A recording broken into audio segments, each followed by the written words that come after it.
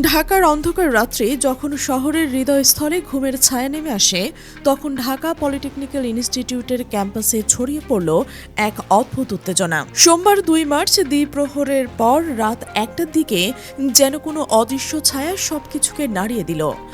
ছাত্রদল আর ছাত্র শিবিরের নেতাকর্মীরা ক্যাম্পাসে আধিপত্যের লোভে জড়িয়ে পড়ল তুমুল বাকবিতণ্ডায়। কথার যুদ্ধটা ক্রমশ তীব্র হলো আর হঠাৎ সেটি রূপ নিল ভয়াবহ সংঘর্ষে। ধাওয়া পাল্টা ধাওয়া, হাতাহাতি, ধস্তাধস্তি, ক্যাম্পাসটা যেন যুদ্ধক্ষেত্রে পরিণত হলো। বেশ কয়েকজন আহত, কয়েকজন হাসপাতালেও না হলো জরুরি ভিত্তিতে। ঘটনার পরপরই ক্যাম্পাসে ছড়িয়ে পড়ল উত্তেজনার ঝড়, আর পরিস্থিতি নিয়ন্ত্রণে আসতে পুলিশ মোতায়েন করা হলো। কিন্তু এই সংঘাতের পেছনে কি লুকিয়ে রয়েছে? এই দ্বন্দ্বের মধ্যে কি কোনো অজানা হাতের খেলা চলছে? দূর থেকে দেখলে মনে হয় বাংলাদেশের রাজনীতির শীর্ষস্থানীয় নেতারা যেন এক অদ্ভুত অধ্যায় লিখছেন। জামাত ইসলামী আর বিএনপির প্রধানরা সেদিন ইফতার মাহফিলগুলোতে ঐক্যের বার্তা দিয়ে সবাইকে অবাক করে দিয়েছে। বিরোধী দলের সঙ্গে সরকার দলের সৌহার্দ্যপূর্ণ সম্পর্ক যেন এই মুহূর্তে প্রকাশ পাচ্ছে অন্যদিকে। কিন্তু মাঠ পর্যায়ে নেতাকর্মীরা, সংগঠনগুলো যেন এই বার্তা গ্রহণ করতে পারছে না। দীর্ঘদিনের প্রতিহিংসার রাজনীতি থেকে তারা এখনও বেরিয়ে আসতে পারেনি। এই প্রশ্নটা যেন ক্যাম্পাসের ধুলোময় পথে ভাসছে, আর পলিটেকনিকের সেই রাতের ঘটনা সেটাকে আরও গাঢ় করে তুলছে। জামাতের ইফতার মাহফিলে প্রধানমন্ত্রীর আগমনে আলোর যে ঐক্যের হাত মেলানো, নিচের রামদা আর রডের আঘাতে রক্তাক্ত মুখ, এই বিপরীতধর্মী চিত্র কি শুধুই দলীয় বিদ্বেষের ফসল, নাকি তার পেছনে লুকিয়ে রয়েছে আরও কোনো গভীর ষড়যন্ত্র? ছাত্রদলের কেন্দ্রীয় সভাপতি রাকিবুল ইসলাম রাকিবের ফেসবুক স্ট্যাটাস পড়লে গায়ে কাঁটা দেয়। তিনি লিখেছেন, ঢাকা পলিটেকনিকে শিবিরের সন্ত্রাসীরা দেশীয় অস্ত্র নিয়ে হলরুমে ঢুকে ছাত্রদলের সহযোদ্ধা আর সাধারণ শিক্ষার্থীদের উপর হামলা চালিয়েছে। একজনকে রামদা দিয়ে কুপিয়ে গুরুতর আহত করা হয়েছে, অনেকেই আহত হয়েছেন। তিনি দাবি করছেন, সাধারণ শিক্ষার্থীদের নিয়ে শিবিরের সন্ত্রাসীদের প্রতিহত করা হবে, তাদের গ্রেপ্তার ও বিচার দাবি করছি। আরও বলছেন, ছাত্রদলের ছড়ালে বদলের হবে। বিগত 15.5 বছর ধরে ছাত্রদল ছড়ছে। গত 1.5 বছর প্রতিটি ক্যাম্পাসে তারা মবের শিকার হয়েছে। আজও পলিটেকনিক্যালে সেই একই ঘটনা ঘটল, কিন্তু মুনাফিকরা সোশ্যাল মিডিয়ায় দায় ছাত্রদের উপর চাপিয়ে দিচ্ছে। অনেক ছাড় দেওয়া হয়েছে আর ছাড় দেওয়া হবে না, এই কথাগুলো পড়ে মনে হয় যেন একটা জমে থাকা আগুনের লেলিহান শিখা ছড়ে পড়েছে। কতটা তীব্র বিদ্বেষ, কতটা গভীর এই প্রতিহিংসা, রাকিবের এই স্ট্যাটাসটা সেই সব প্রশ্নের জ্বলন্ত প্রমাণ। কিন্তু অন্য পক্ষ থেকে আসছে আরও তীব্র অভিযোগ ও হুঁশিয়ারি।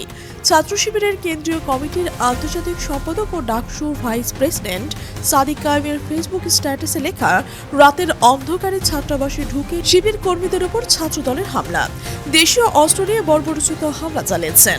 তিনি লিখেছেন, একদিকে খুন, ধর্ষণ, চাঁদাবাজিতে জনজীবন বিপর্যস্ত, অন্যদিকে ক্যাম্পাসগুলোতে ছাত্র লীগীয় কায়দায় হামলা ও দখলদারিত্ব চলছে। প্রশাসন বরাবরের মতো চাটুকারিতায় লিপ্ত। সরকারকে হুঁশিয়ারি করে বলছেন, অবিলম্বে নিজেদের দলীয় ক্যাডার বাহিনীকে সামলান, নইলে ক্যাম্পাসে সবার সহ অবস্থান বিঘ্নিত করে পুনরায় দখলদারিত্ব ও সহিংসতা কায়েমের জন্য চড়া মূল্য দিতে হবে। পাল্টাপাল্টি অভিযোগের এই চক্রান্তে ক্যাম্পাসের বাতাস যেন বিষাক্ত হয়ে উঠছে। কে বলবেন সত্যি, কার অস্ত্র প্রথমে উঠল? এই রহস্য যেন রাতের কালো পর্দায় ঢেকে রয়েছে। এই সংঘাতের মধ্যে আরও একটি চিত্র ভেসে উঠেছে। বিরোধী দলের জন্য সরকার এবার 25 বছর পর ঢাকার মিন্টো রোডের সেই লাল বাড়িটা উপহার দিচ্ছে। উপরের স্তরের এমন সিদ্ধান্ত এবং মাঠ পর্যায়ের নেতাদের দলগুলোর লোকেরা এই বার্তা নিতে চাইছে না। তারা কেন এতটা অনীহা? দীর্ঘ প্রতিহিংসার শিকল কি এখনো তাদের বেঁধে রেখেছে? জামাত বিএনপির ঐক্যবদ্ধ বার্তা ইফতারের টেবিলে বসে দেওয়া হলেও ক্যাম্পাসের ধুলোয় উঠতে মিশে যাচ্ছে। এই দ্বৈততা কি শুধু দলীয় অভ্যন্তরীণ দ্বন্দ্ব, নাকি তার মধ্যে লুকিয়ে রয়েছে তৃতীয় পক্ষের কলকাঠির নাড়াচাড়া? পলিটেকনিকের সেই রাতের ঘটনা শুধু একটা স্থানীয় সংঘর্ষ নয়, এটা যেন পুরো দেশের রাজনীতির মানচিত্রের একটা ছায়াচিত্র। উপরের সৌহার্দ্যে হাত মেলানো, নিজের প্রতিহিংসার আগুন জ্বালানো, এই বিস্ময়তা কতদিন চলবে? ছাত্রদলের রক্তের প্রতিশোধের হুঁশিয়ারি, শিবিরের প্রতিরোধের ঘোষণা, এসবের মধ্যে কি শান্তির কোনো আলো দেখা যাচ্ছে? আর সেই 25 বছর পর লাল বাড়ির উপহার যা সমঝোতার প্রতীক হতে পারে, কেন মাঠের লোকেরা তা গ্রহণ করছে না? এই প্রশ্নগুলো যেন ক্যাম্পাসের দেয়ালে দেয়ালে লেখা, সোশ্যাল মিডিয়ার পোস্টার ছড়ানো। আর সবচেয়ে বড় রহস্য, এখানে কি তৃতীয় কোনো পক্ষ কলকাঠি নাড়ছে?